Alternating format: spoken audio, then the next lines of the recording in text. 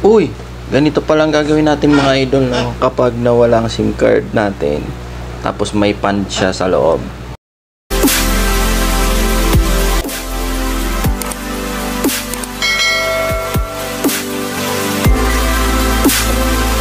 Maaasahan sa oras ng kalapitan, hindi ka iiwan.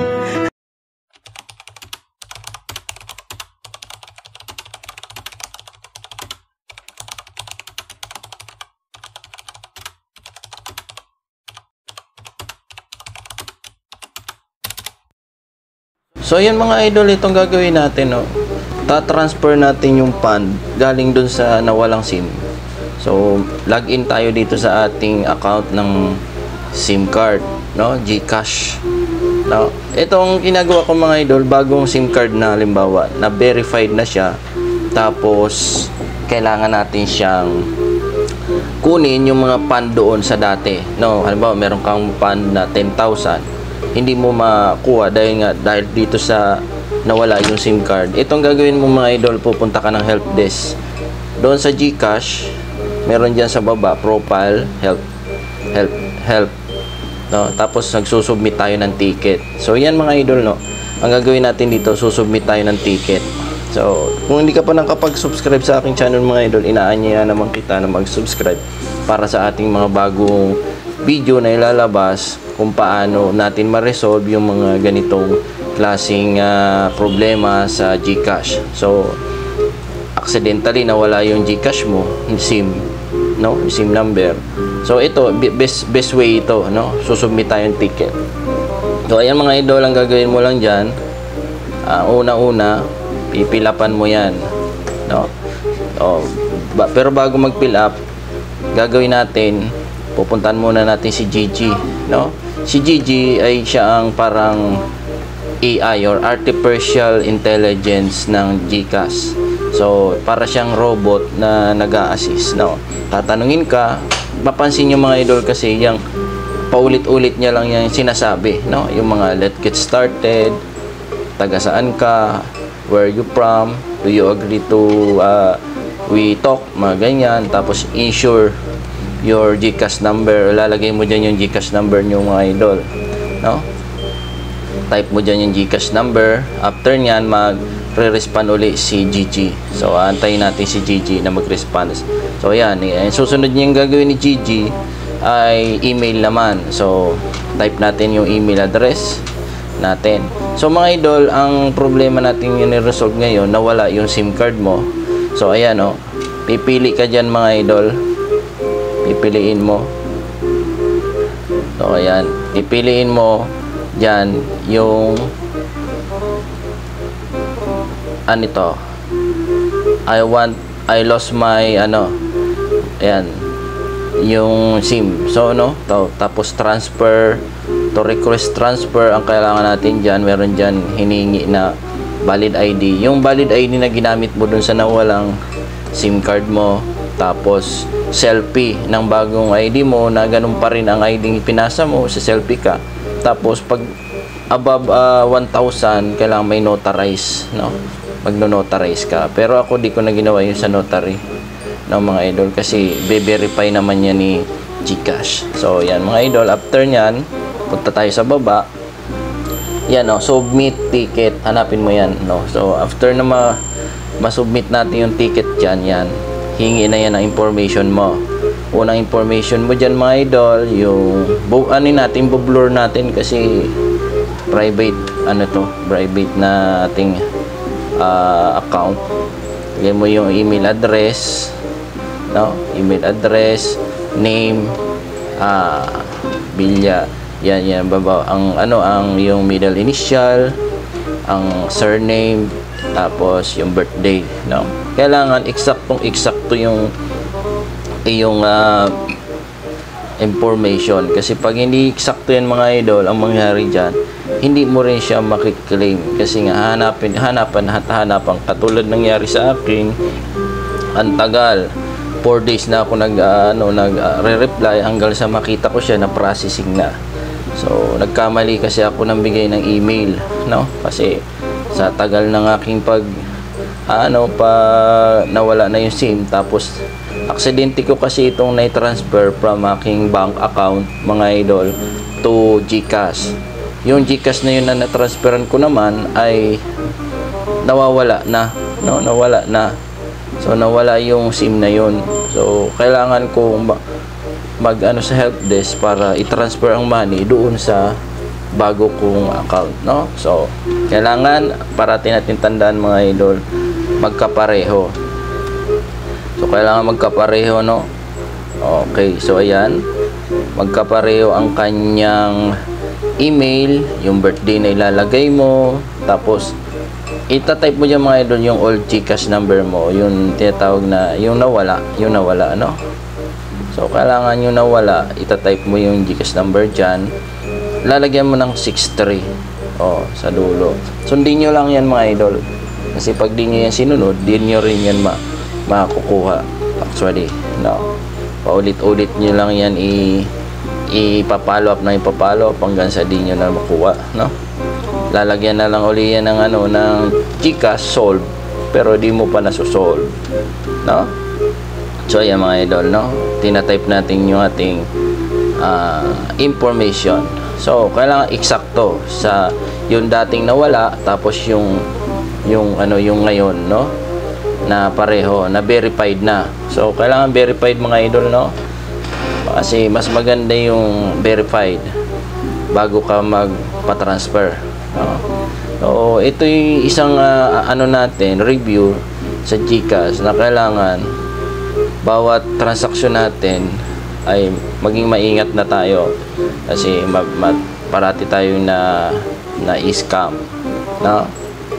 So shout out natin yung mga scammer na sana tigilan na rin nila yung pang-i-scam na yan. So yan, optional mo lang ilalagay, mga idol, dyan. Yan, okay? Optional. Yung G-Life, yan, G-Save, no? Kasi wala man tayo yan. So ayan.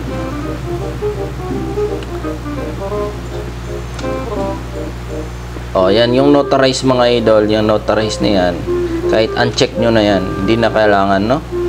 Hindi na natin yan kailangan. So pansinin nyo, mga idol, yan, sa pinakababa, pag hindi mo ito nakuha ng maayos, uulit-ulitin mo ito hanggang sa makuha mo, kasi minsan yung information dyan sa ay hindi magkatugma, no? Yung sa, ayan, ilagay mo dyan, type mo dyan, here attached herewith is my accidentally transfer from bank to my PAN to SIM, yung SIM number na nawala, please transfer to my new valid GCash number.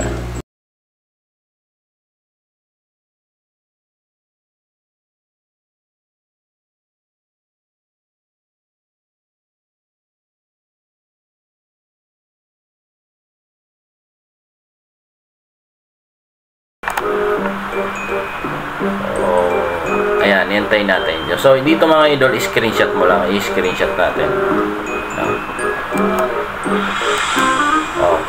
Screenshot natin yan, mga idol.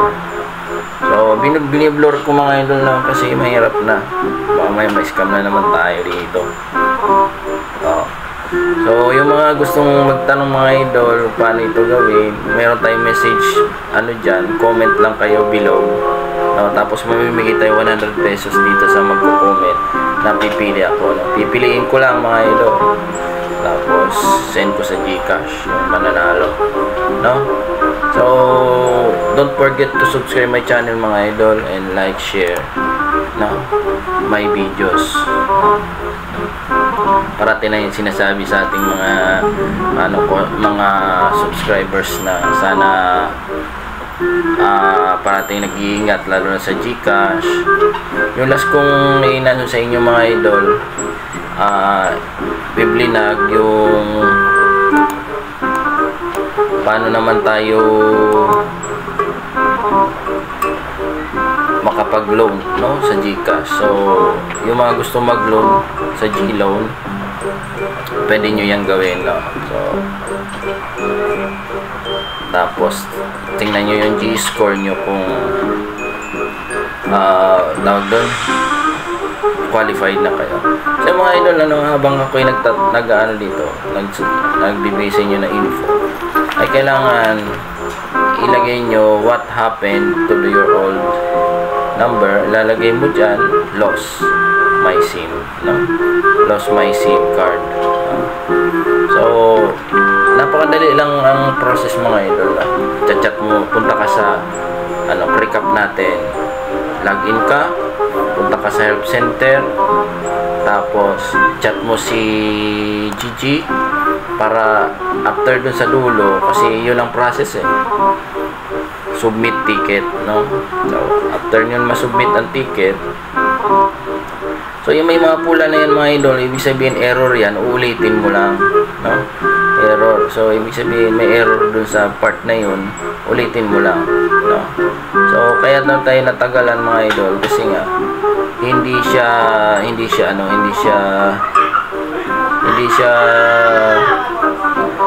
na-detect ng system na hindi compatible yung info mo, hindi nagtama, no? So yan mga idol, antayin natin, no? So sa baba mga idol, meron yung tinatawag na attachment, no? Anong attachment? Diyan sa attachment mga idol, lalagay natin yung kung anong sinubmit mong valid ID, no? Kasi kailangan yun, submit via valid ID. Tapos antayin ulit natin, no? Tingnan natin yung ating info, kasi parang may kulang. Yun ang kulang, so no, 63 dapat. Ito yung sinasabi sa kanina, kailangan may 63 ito, no? So yan.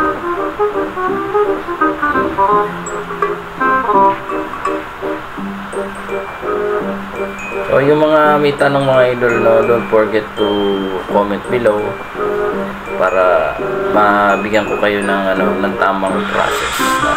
So yun lang naman ang kailangan ko dito. Afterwards, makikita mo dun sa taas, pag nag-success yan, may kulay green mga idol sa taas, sabi you have submitted successfully. So after na mag-submit yan successfully, yan, yung nandito sa kanan, your request was successfully submitted. Aantayin natin siya, pupunta ka sa help center, tapos titingnan mo na naman yung update ni GCash kung ano na nangyari doon.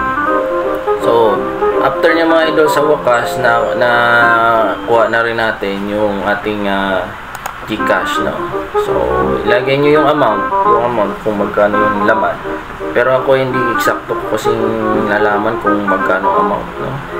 Kasi kung ilan ang amount dyan sa dati mong old GCash SIM number mga idol, siya nang bahala dyan na mag-transfer sa bago mong account. So yun mga idol, your request is successfully submitted.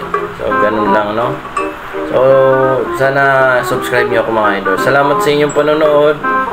God bless you all. Sana na natutunan kayo sa bago nating vlog ngayon kung paano i-transfer yung funds from lost SIM card to the new SIM valid verified SIM card.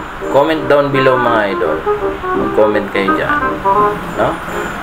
So antayin ko yung mga comment nyo kung ano ang mga problema, susolusyonan natin. Kahit related dito sa vlog natin, ay gagawa natin ng paraan, tapos iba-vlog ko. So ayan mga idol, processing. So after niya mga idol, nakuha ko na siya, no? Nag-load na siya. Thank you and God bless you all. Bye bye.